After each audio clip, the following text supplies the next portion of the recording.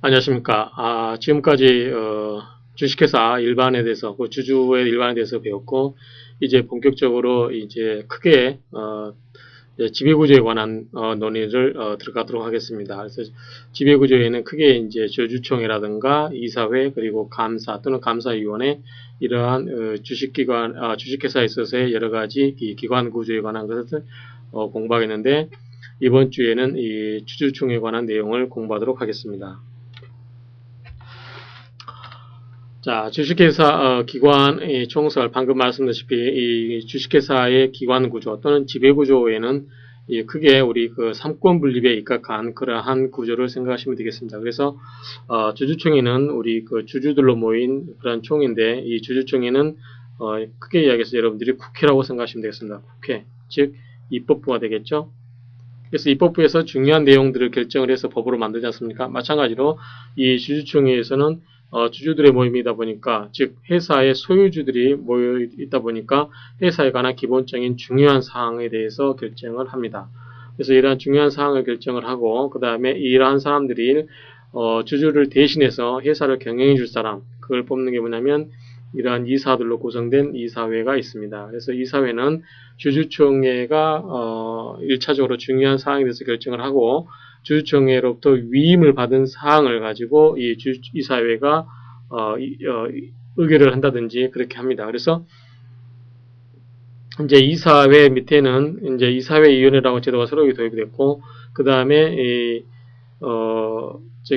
대표이사는 이사회에서 결정된 사항을 대표하는 집행하고 즉 회사를 대표하고 업무를 집행하는 그러한 기관이 되겠습니다. 그래서 여러분들이 이 대표이사와 이사회를 이야기할 때 대표이사가 더 높은 걸로 생각하는데 대표이사도 이사회의 한 멤버고 다만 이사회의 의장으로서 역할을 하는 거고요. 그 다음에 회사를 대표하는 기관으로서 역할이 있습니다. 그 다음에 이제 우리가 상법 개정을 통해서 이 이사회 위원회라는 게 도입이 됐는데 이사가 삼성전자를 예를 든다면 이사가 너무 많기 때문에 회사의 모든 업무에 대해서 다 만능일 수가 없습니다. 그래서 이사회 내에서 기능을 쪼개서 예컨대 뭐 이사의 보수를 결정한다든지 어떤 사람을 이사로 쓸 것인지 뭐 추천위원회 만든다든지 뭐 재무 뭐 경영위원회 회사 경영에 관한 중요 사항을 결정을 할 때 하는 그러한 여러 가지 이런 소위원회를 둬가지고 각 소위원회로 하여금 전문적으로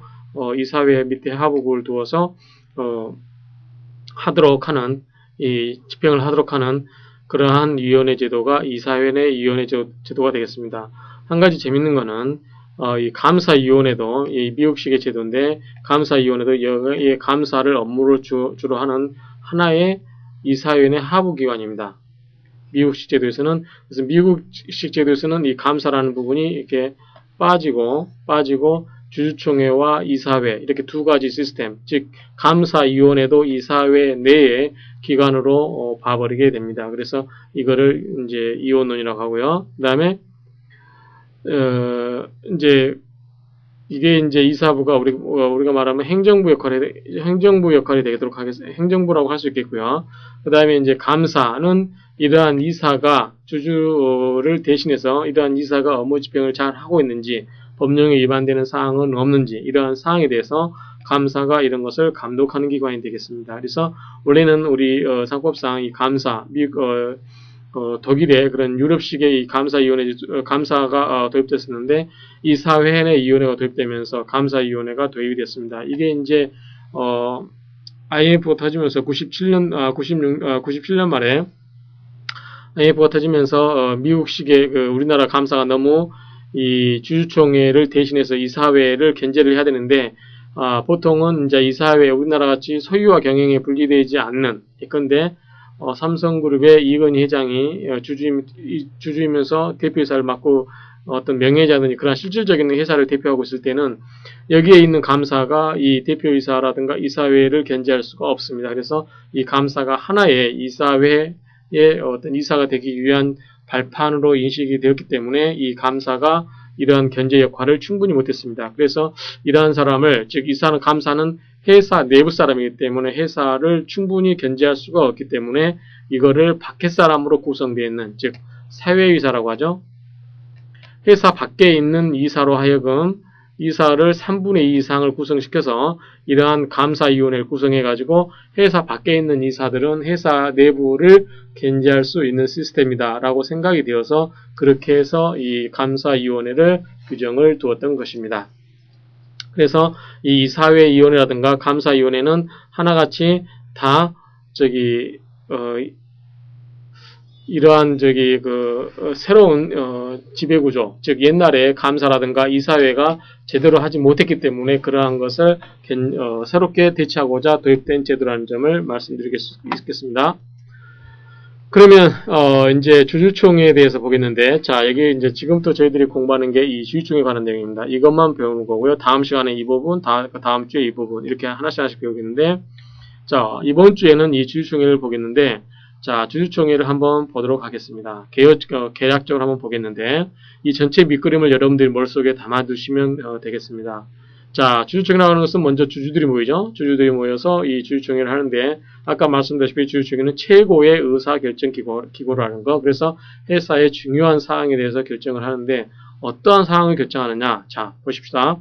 상법상의 권한으로서는 기관 구성과 관련한 권한이 있다. 즉 이사, 감사, 청산인을 선임한다. 그래서 회사를 누가 경영할 건지, 그리고 감사를 어떤 사람을 시킬 건지 이러한 사람을 뽑습니다. 그래서 굉장히 회사의 기관 구성을 하는데 막대한 영향을 미치고 있습니다. 두 번째는 회계와 관련한 권한으로서 재무제표 승인, 주식배당의 결정 등을 하는데, 자, 재무제표 승인을 해야만 주식배당이 이루어집니다. 그래서 이런 것은 정기총회에서 이루어지는데, 이러한 마찬가지로 이 주주총회에서 이러한 사항을 결정하고요. 그 다음에 업무 감독과 관련해서 이사, 감사, 청산인의 보수도 결정하고, 그 다음에 사후설비에 관한 것도 결정하고, 발기인, 이사, 감사, 청산인의 책임을 면제도 해줍니다. 그래서 이러한 굉장히 업무 감독과 관련한 권한도 막대한 권한을 행사하고 있고요.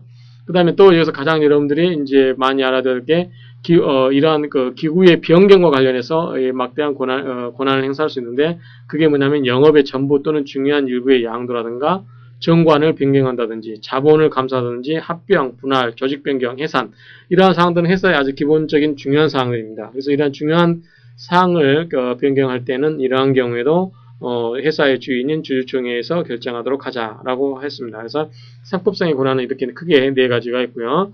그 다음에 정관상의 권한은 이게 뭐냐면 상법의 이사회 권한으로 규정되고 있는 것을 정관의 주주총회 권한으로 정함으로써 이 주주총회 권한상으로 할 수 있는 그러한 사항이 되겠습니다. 예컨대 대표이사 선임. 자, 대표이사 선임은 일반적으로 주주총회에서 이사들만 선임해 놓으면 이사들끼리 모여서 이사회를 구성하고 이사회에서 회사를 대표할 대표이사를 선임하게 됩니다. 그런데 그렇게 함에도 불구하고, 일반적으로 그렇게 함에도 불구하고, 상법에는 이사의 권한사항으로 되어 있음에도 불구하고, 정관에, 자, 대표이사를 우리 주주총회에서 선임하도록 하자라고 했을 경우에, 대표이사 선임을 주주총회에서 결정할 수 있다라고 하는 겁니다. 마찬가지로, 이 신주 발행도 마찬가지입니다. 신주 발행이라고 하는 것은 나중에 회사가 자본이 더 필요해서 유상증자를 할 경우에 새로운 주식을 발행하는 겁니다. 그럼 새로운 주식을 발행하는 만큼 새로운 돈이 들어오겠죠? 그럼 회사의 자본이 커지고 그걸 미천으로 해서 사업을 더 하게 되겠습니다. 그럴 때 이런 신주 발행 사항도 우리가 수권 자본주의 하에서 4분의 1 이상만 발행하고 나머지 4분의 3은 회사가 경영하면서 이사회 결의사항으로 결정을 하게 됩니다. 그런데 이사회 결의사항으로 하게끔 되어 있는데 이것을 주주총회에서 주주들이 결정하게끔 하자라고 정관에 규정하게 되면 이것도 역시 주주총회 권한사항이 될 수 있다는 뜻입니다. 준비금의 자본 전입이라든가 전환사채, 신주인수권부 사채 발행 등 이런 것들은 모두 다 이 주주총회의 권한사항으로 정관에 의해서 할 수 있다라는 뜻입니다. 그래서 크게 주주총회 권한은 상법에서 정하고 있는 그러한 기관 구성에 관한 거라든가 회계, 감독 이런 중요한 사항이 있고 기구 변경 이런 중요한 사항이 있고 그 다음에 비록 이사회 권한사항으로 되어 있지만 상법에 그것을 주주총회 권한으로 할 수 있는 그런 정관의 규정에서 그렇게 할 수 있는 그러한 권한들로 이루어져 있다 이렇게 생각하시면 됩니다. 자, 그러면 이 주주총회는 회의체이다 보니까 회의를 하기 위해서는 소집을 해야 되겠죠. 그래서 이러한 이 소집을 하게 되는데 이 소집을 하는 데에서는 소집권자가 누구냐면 크게 이제 이사, 소수주주, 감사 또는 법원까지 있는데 이렇게 크게 이사, 소수주주, 감사 이런 사람들이 주주총회를 소집할 수 있습니다. 그래서 이 소집하기 위해서는 주주들한테 통지를 해야 되겠죠. 통지를 하고 그 다음에 주주를 알 수 없는 경우 또는 이러한 경우에는 공고를 하도록 하고 있습니다. 그래서 주주총회가 일단 열리게 되면 속행이라든가 연기라는 제도도 있는데 이런 것은 해당 사항에서 설명을 드리겠고요. 그러면 이렇게 모이면 주주들이 이제 회의체에서 어떻게 의사를 결정할 것인가 의결권이 나오겠죠. 그래서 의결권은 자 원칙적으로 주주는 한 주에 의결권 하나를 갖는 게 원칙입니다. 그래서 자기가 근데 어느 회사 주식 100주를 가지고 있다면 100개의 의결권이 있는 거죠. 그래서 이러한 의결권인데 의결권은 원칙적으로 여러분들이 주주총회에 나가가지고 실제로 거기에서 참석을 해서 투표를 하는 게 원칙입니다만 그렇지 않고 뭐 서면 투표라든가 이렇게 대신 또는 대리인을 보내서 의결권을 행사시킬 수 있는 그런 여러 가지 방법이 있습니다. 그 다음에 의결 정족수에는 이제 그럼 주주총회에서 가부관을 결정할 때 어느 만큼의 숫자가 모여서 어느 정도 통과돼야 되는지 그에 관한 결정사항이 있는데 우리가 이제 상법에는 크게 세 가지가 있습니다. 그렇지만 여러분들이 알아둘 거는 보통결의와 특별결의 이 두 가지를 정확히 이해하시고 특수결의는 예외적인 상황이다 이렇게 말씀하시면 되겠습니다. 그래서 보통결의사항은 출석한 주주가 2분의 1 이상으로 통과를 해서 그게 전체 발행주식총수의 4분의 1 이상인 경우 이거고 특별결의는 출석한 주주가 3분의 2 이상을 찬성을 해야 되고 그 수가 전체 발행주식총수의 3분의 1 이상인 경우 이렇게 되고요. 특수결의는 뭐 10%라든가 100% 이렇게 정하고 있습니다. 그래서 이렇게 어떤 주주총회 아까 여기서 이렇게 주주총회 권한사항을 이렇게 정했죠.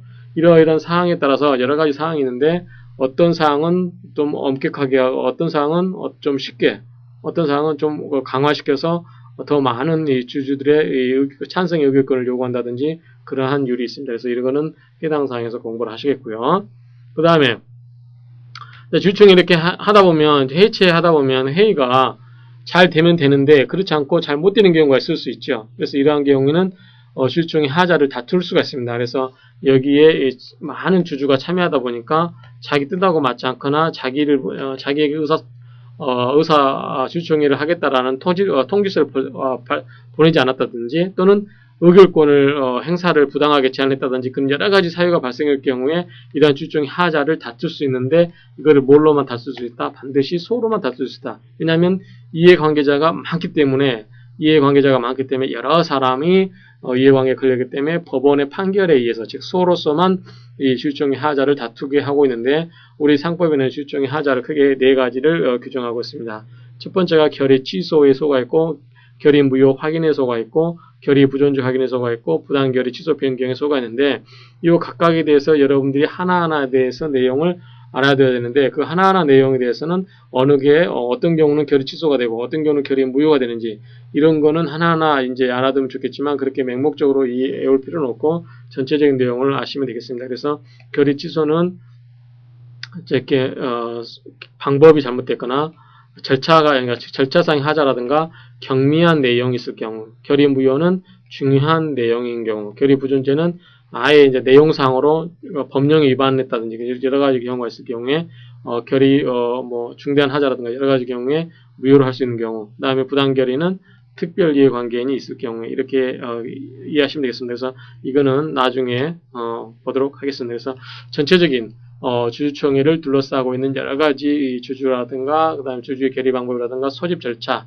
그리고 어떠한 사항을 주주총회 권한사항으로 할 것인지 그리고 그런 주주총회 하자에서 하자로 인해서 발생될 때 그에 관련된 주주는 어떻게 그 주주총회 취소의 주주총회 하자를 다툴 수 있는 건지 그에는 소송을 소로서만 할 수 있는데 거기에는 네 가지가 있다. 이러한 전체적인 그림을 이제 이해를 하시고 하나씩 보도록 하겠습니다.